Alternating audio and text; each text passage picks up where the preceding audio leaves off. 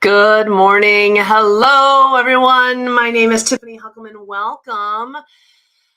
We are talking about my least favorite system today. I know we've all had that one thing in our business that we dread having to do, and this was mine. And I'm going to tell you how I got over it so that it's not so painful. Welcome to Lone Orange Live. My name is Tiffany Huckelman, and I am the founder of Lone Orange, where we help solopreneurs grow their businesses, scale their businesses beyond themselves by making sure that their brand identity is clear and powerful, and their client experience is amazing, and their systems support all of that so that they can grow their business without all the headaches and with more profit. So I'm glad you've joined me today. Let's dive into talking about my least favorite system. Again, I know that we all have things in our business that are just not what we want to do.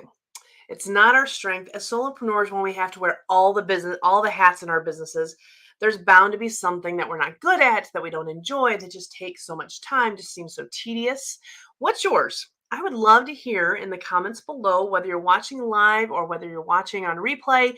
Type below, what are your least favorite systems or system that's in your business? So my least favorite system when I got into business was proposal writing. Writing proposals for new prospects, potentially new clients, to try to get them to become clients. And I hated it because it seemed to just take so much time, and I put so much thought and effort into it, and it just seemed to be so hard. I know that I was making it harder on myself because I was overthinking it, overcomplicating it. I would doubt myself. I would doubt, is this really what they need? Because I was trying to do very custom proposals that met the exact need of every single client. And which was great, but it just put a lot of pressure on me to make sure that I was giving them the right thing. And I was always second guessing myself. I was always doubting what I was putting in there. I always was wordsmithing every word to try to make it right. I always doubted my pricing because I was, well, am I underbidding this? Am I overbidding this? Are they going to balk? Are they not going to like it? And so it became this big burden in my business. So it would take hours and hours to actually create these proposals. And so it would be something that I just avoided. Like, I didn't like doing them, so I would avoid it. And that led to me delaying getting a proposal out to a new client, which doesn't help when you're trying to make sales. When you're trying to get new clients and trying to get people in the door and to buy from you, you need to be able to give them a proposal so that they can accept it, so that they can hire you.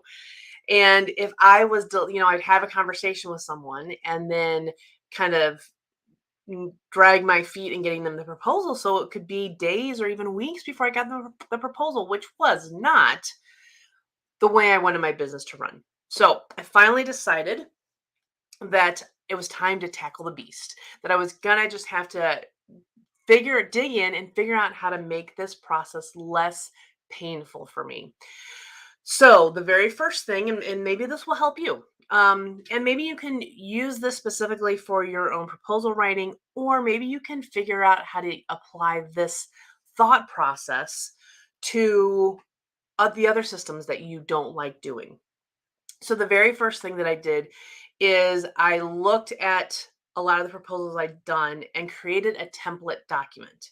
So just a Word document that was the general format, had the title, had my logo on it, had I think I ended up putting like a table in there so I could have line items and numbers. And so I would have this template document that I could easily pull up, and I didn't have to recreate that document every single time. Because prior to that, I was like, different proposals would look completely differently. There wasn't a consistent look.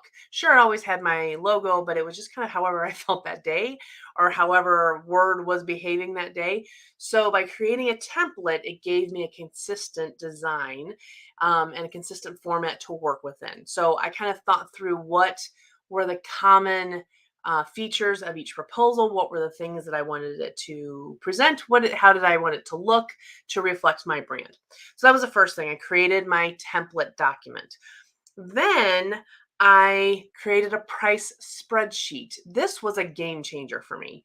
As a graphic designer, it's very easy and often that we charge by the hour because honestly, different projects can take different times, different lengths of time. Depending on, I mean, for one client, it could be an hour to design a business card. For other clients, it could take 3 or 5.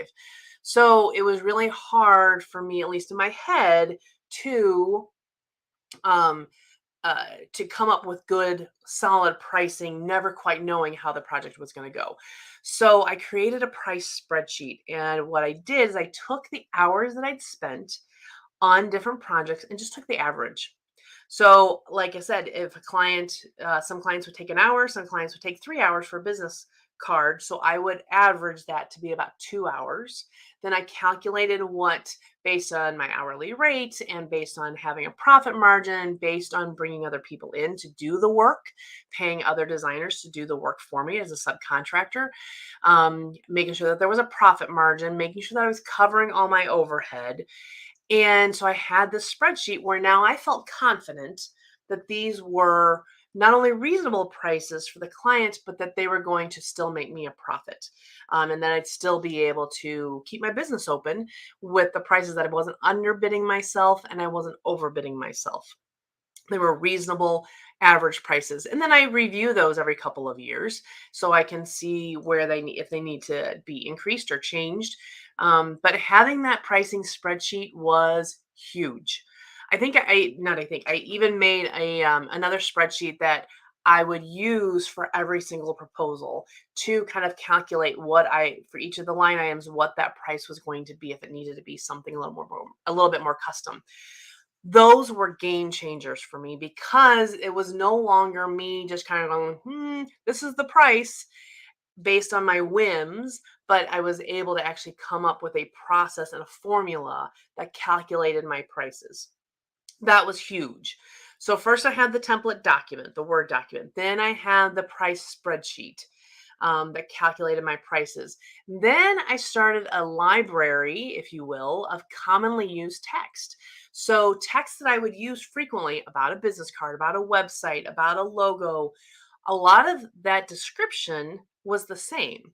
So I have another Word document that is kind of a library that I can just copy and paste and maybe edit a little bit depending on the project. So it doesn't have to be completely copy and paste. There's still the human element there where I can edit it. But having that also saved a ton of time, and I didn't have to rethink it every single time that I wrote a new proposal, because every time I'd write about a logo, I would come up with a whole new way to talk about it. So by having this library of copy and paste text, it was easy to just put that into the proposal. So those were the big game changers for me. That improved my process, made it so much more efficient. It takes a lot less time. Still, I'm gonna say maybe on average, depending on the project, between 15 minutes and maybe an hour, just depending on the project. But it was literally taking me 2 to 3 hours before.